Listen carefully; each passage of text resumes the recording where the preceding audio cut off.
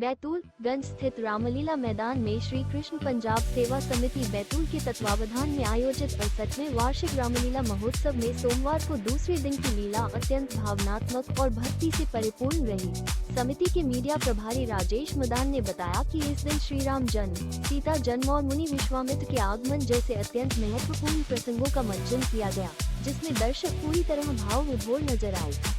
रामलीला का आरंभ अयोध्या नगरी की पृष्ठभूमि से हुआ, जहां अयोध्यापति राजा दशरथ की संतानहीनता की पीड़ा को अत्यंत मार्मिकता से मंचित किया गया।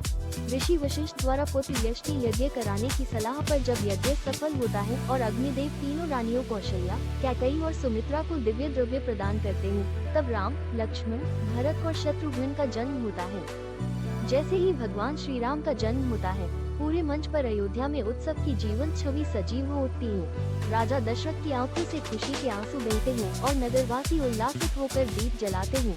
ये दृश्य दर्शकों की आंखों को नम और मन को भाव विभोर कर गया। इसके पश्चात जनकपुरी की कथा मंचित हुई, जिसमें सूखे से परेशान राजा जनक खेतों में स्वयं हल चलाते हैं।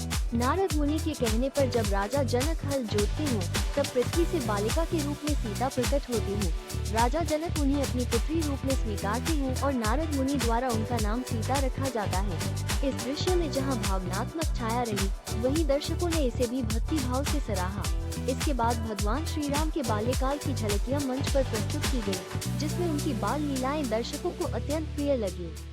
अंतिम दृश्य में मुनि विश्वामित्र अयोध्या पहुंचते हैं और राजा दशरथ से राम और लक्ष्मण को अपने साथ गुरुकुल ले जाने की इच्छा व्यक्त करते हैं।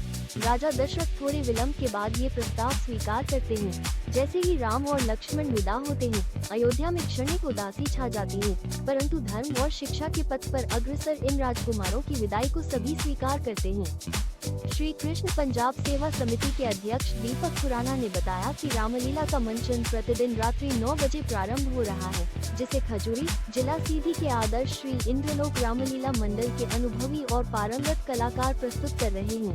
कलाकारों की अभिनय क्षमता, संवाद अदायगी और भाव भंगिमाओं ने मंच को त्रेता युग की भांति जीवंत कर दिया है। प्रत्येक पात्र ने अपनी भूमिका को पूर्ण समर्पण से निभाया, जिससे दर्शकों में आस्था और श्रद्धा की तरंगें दौड़ती रही। श्री खुराना ने कहा कि श्री कृष्ण पंजाब सेवा समिति बैतूल द्वारा आयोजित ये रामलीला महोत्सव हर वर्ष की भांति इस बार भी दर्शकों को अध्यात्म, संस्कृति और धर्म की गहराइयों से जोड़ रहा है। बैतूल के रामलीला मैदान में इन भावपूर्ण प्रस्तुतियों को देखने के लिए बड़ी संख्या में श्रद्धालु और दर्शक उपस्थित हो रहे हैं। रामलीला में आज मंगलवार 23 सितंबर को यज्ञ रक्षा, ताड़का वध, अहिल्या उद्धार का मंचन होगा। समिति ने धर्मप्रेमी जनता से नयनाभिराम प्रसंगों का लाभ लेने का आग्रह किया है। सतपुरा अंचल न्यूज बैतूल।